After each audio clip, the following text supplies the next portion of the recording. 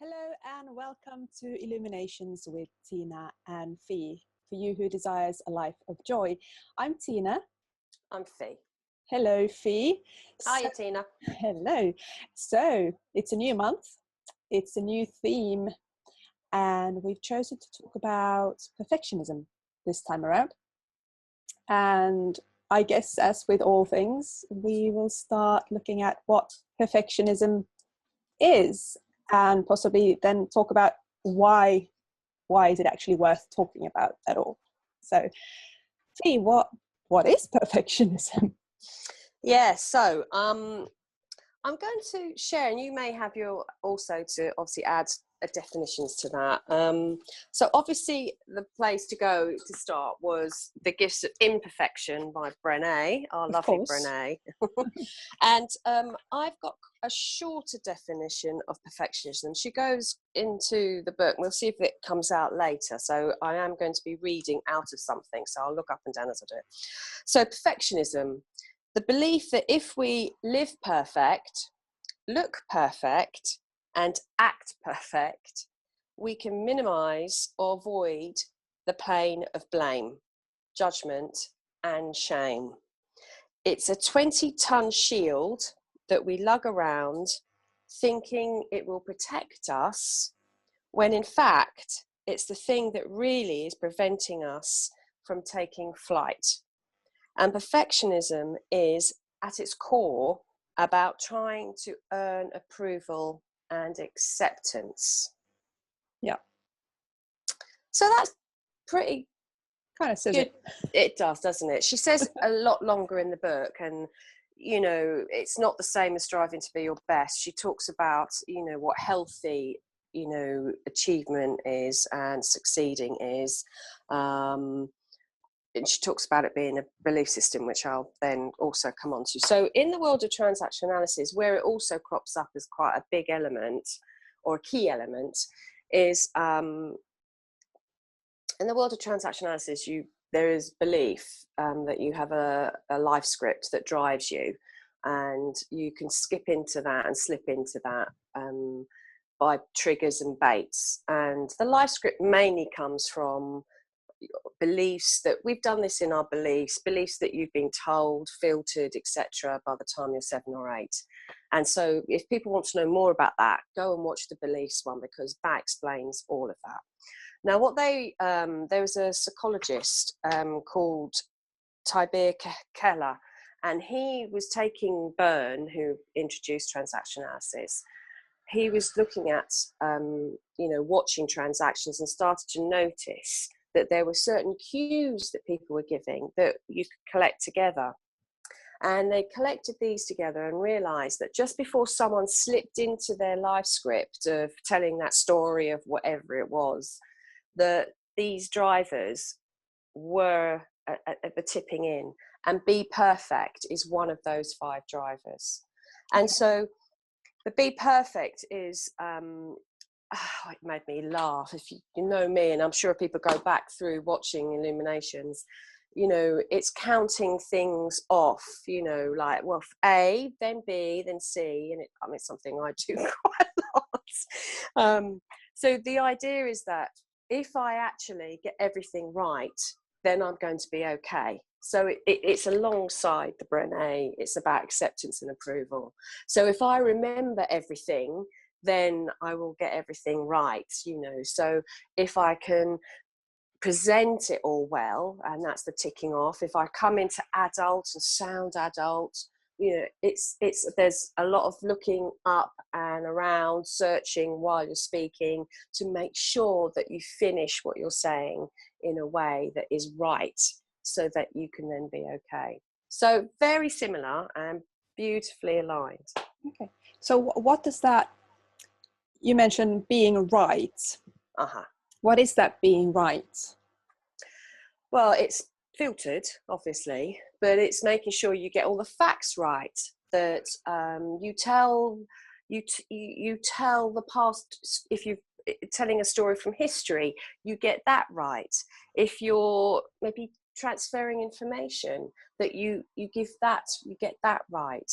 So the getting it right is definitely filtered. So it's what you think is right, but it's all about making sure that it presents well and it's perfectly, representing whatever you're trying to transfer information about. So it's that in that transaction, you are perfectly communicating. There's no doubt, there's no question by the listener. They understand it. This is now making me understand a lot of stuff going on that I can relate to. That they actually walk away informed, inspired, because you've got it right. Does that help? It does. So when you are in that space of wanting to get it right, then, because we've talked a lot about mindfulness and being in the moment, and of course, illuminations with Tiina and Fi for you who desires to live a life of joy. Is that a good place to be? Are you in the moment, or are you slightly detached? What happens is you're being triggered. So it's a very good question, because what I have now learnt is that, drivers are not always healthy. They're like Brené says, it's not a healthy way of being, because what you're doing, you're being triggered back to the past when there was a situation where you not being perfect meant you were not okay. Somehow there was a message, there was a situation that then, as we did in beliefs. So it's not in the now, it's actually being triggered by what we call bait, by something that's come, that someone has said or thought, or it could be the situation, that's triggering it, like we work with in NLP, using ways to help someone to manage, like speaking. It could be, like, I've got some clients that really struggle to read out loud, because when they were a child, they read out loud and the class laughed. That is a trigger. That is definitely not got it right. So they will have, anything anybody says, well, would you mind reading out? It's a trigger. So you're not in the now, you're being triggered by something in the past. Yeah. Okay. Yeah, great. Does that help? Oh, yeah, absolutely. I can associate with that triggering.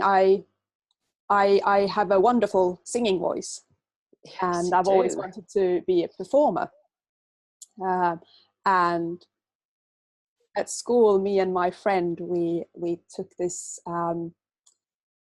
piece of music. It was one of the Four Seasons. Is that Vivaldi? I think. Yeah. And I can't remember which one it was, but we made up a whole play around that, and we danced. Wow. And she was a statue, and during the day, I was a lonely person, and I wanted to have a friend. And there was this statue, and when I went to sleep, the statue came alive. And then one night, I woke up, and the statue was alive, and I was awake, and we became friends. Wow. And we decided to perform this for our class. And they laughed. And I don't, afterwards, as an adult, I understand they weren't laughing because they were mean. They were laughing because, oh, look at this, they've done this is funny. But I couldn't finish it. Yes. And that has then had the effect of, if I don't sing, and it's transferred into my singing, if I don't sing perfect, I won't sing. So even if I have this lovely singing voice, if the family get together and my mum's part of the family are big singers, and you just sing and it's just fun, I will not sing. What if it's out of tune? What if it's not perfect, beautiful? So therefore I'm restricting then my life, and I'm absolutely not having that joy. And that's why I was asking about it. Perfect. Is it being perfect outside of your joy? Yeah. Because singing gives me joy. Yeah. But I have removed myself from that. So what happens in the family situation is that you get triggered into the be perfect, and it's in a second. That's what I now know. These are really, it's 30 seconds to a minute the trigger will be, and then you go straight into the script of what happens when you're at school, and that then will absolutely perfect example. Yeah, perfect. But it's also interesting, as I've worked with it a lot, and I still haven't totally cracked it. So it can run really, really deep. Yeah, definitely. Definitely. And I mean, we're going to look in the second episode about how we've managed it, and you and I are both on the same page on that. When I've done the quiz, the transaction analysis quiz, my Be Perfect is always the top one. I mean, the others have moved around and shifted, but Be Perfect is still quite high up there. So it is definitely. So the other way that might also get in the way of enjoying life is exactly what Brené says, and this is exactly what the TA talks about, is that you will hold back from fulfilling dreams because of the fear of failing. You know, so it is that Marianne Williamson, it's your light that you're more scared of, but because of the potential that you might fail. So often you'll find that people who are Be Perfect, and I really get this, you know, if they have to make a decision, they have to look at every single detail. They have to consider every little bit of it before they make the decision. And even then they'll, you know, fart around because they won't get there and make that decision because they have to make the perfect decision. So you can see how, you know, debilitating that is in making every day. You know, it's even with food. Sometimes I go, I don't know what to eat. And I now realise it's because it's got, you know, it's all got to be perfect dinner, perfect. Absolutely fascinating. So it gets in the way of fulfilling potential, doesn't it, in a way? Definitely. But I think, it gets them. Sorry. I was thinking a lot about myself before this episode. I was thinking, am I a perfectionist? And I actually would say I'm not. I think I've got perfectionist tendencies. And then there's certain areas, like the singing, for example, that has then got that trigger. But overall, I don't actually consider myself a perfectionist. So would you say, with all that you've read, that you can be a perfectionist in certain things, but not in others? Depends on the trigger. So we go back to script. Yeah. So a Be Perfect driver doesn't necessarily mean you're a perfectionist. It just means that it's a Be Perfect driver. So yes, it will be triggered and certain things will trigger it. So for you, it was singing. For me, it was looking perfect, you know, all dolled up and looking pretty, you know, that was my Be Perfect. So if I look perfect, then you'll love me, you know, very strong script. So, you know, at the weekend I was at my brother-in-law's and my wife and his wife and my nephew, and my sister-in-law on Sunday night said, would you take Jake to school? Well, I had a little mini meltdown because we were looking at showers and it was getting tight for me to be able to have a shower and wash my hair to go to the school because she wanted me to meet his teacher. And that's classic. That's a classic trigger of Be Perfect. So what? I just go to the school without having to have a shower and wash my hair and no makeup on. Really? You know, it was really fascinating. That's a classic example. So for different people, it will be. It's worth doing the analysis because then you can see where your drivers are, because they also put them together. So if you've got a Be Strong alongside a Be Perfect, then that leads to other nuances. But yeah, so it does vary. Absolutely, it does vary. We should put a link to that questionnaire at the end of this episode. Great idea. People can go and do it. Great idea. Yeah. I just thought there's a lady called Megan Bruno, I think it's called. She's called. That's how you pronounce it, is what I'm trying to say. She's a psychotherapist and wellness coach. And she says that, you know, in this, what's been said already, it's that, you know, it's having a hypercritical inner voice. So we all have this mafia mind or mean girl or whatever you want to call it, gremlin. But it's really hypercritical in like perfectionism. And of course, we've talked about this fear of failure. You know, that's not an option. Yeah. You know? Yeah. And of course, these inflexible, unrealistically high expectations, you know, and it doesn't, you don't consider the circumstance. So you might wake up one morning and you might have terrible period pain or something, whatever, in a headache. And it's like, no, I said I would do this to this level, I will perform anyway. You know, there's, you know, and you would never ask that of anybody else. Yeah. You kind of have the understanding of, oh, okay, so you're not one. Yeah. So it's high functioning, but risk averse. So you don't take risks, because taking risks means you might fail. So you play it safe, even though maybe to the external world it looks like you're not, because there's this perfect appearance. And then she talks about the 3 C's. There's comfort, staying in the comfort zone, certainty of outcome, and control, always being in control of everything that you're doing. And I thought that those are quite good things to add to what we said already. They are, and we'll look at those definitely, because that's when we come to episode 2 and exploring how the method I've noted to explain is actually part of that. Because you know what happens with be perfect or being perfect is exactly that, is that you tap into expectation quite a lot. And I've got some clients who literally visually roll it. They literally have a visual roll of what they imagine it's going to be.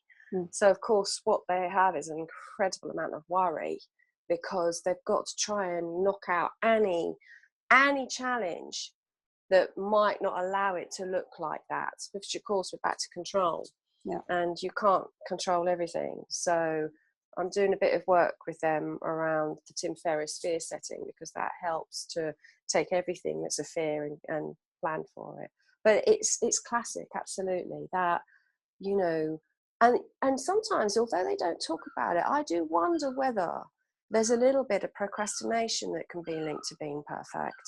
Because even though it's more of another driver in TA, transaction analysis, I wonder if it's got to be perfect, then sometimes you'd rather not start it, because it's so overwhelming that it's got to be perfect. Of course. Yeah, definitely. So I get that. I think that for me makes sense as well. Sometimes on things that I'm in, I've realised that it is my work hard. Yes, I get that. But actually sometimes, because the start, it's got to look perfect, be perfect, I sometimes will put it off rather than start it, which is back to what's her name again? Megan Bruno. I think Bruno. I got her name right. That's grand. Bruno. I have scribbled it with my handwriting, and I can't sometimes read my scribbles. Oh, good. That's what we like to see. Yeah, so that makes sense, because, you know, and then when we look at, you know, the next episode, the idea of comfort is a really interesting one, because that's the Susan Jeffers work, isn't it? So people who just won't feel that fear will just stay in the comfort, which is exactly what you said at the beginning. It just takes you out of joy, you know, because as Gay Hendricks says, it just keeps you in zone of maybe competence, even not even excellence, because, you know, you're not actually being in your zone of genius. So therefore you end up with maybe illnesses and, you know, anxiety and worry and depression, etc. So it's wonderful how it all links together. It's all ratified by other people's writings and thinkings, of course, which is absolutely fab. Good. Yeah, I think we're at the end of this one, looking at the time. Excellent. Good. What question would you like to ask our audience today? Maybe a good question might be is to consider, because we all have these drivers in us, they're just maybe higher and lower, they're all in all of us, we have dominant ones, but it might be just to notice what situations your be perfect driver might actually get triggered. So you've wonderfully shown that one example, thank you Tiina, about your singing. So, you know, what is it you're not doing because you fear it won't be perfect? Maybe that's the question. What is it you're not doing because you fear it won't be perfect? Yep, that's a brilliant, perfect question. Short, sharp and sweet. Hooray. Hurrah! Brilliant. Thank you for watching today. And if you like the episode, share it, talk about it, comment, share your experiences if you want to. We welcome it all. Until next time, take care. Bye now. Bye now.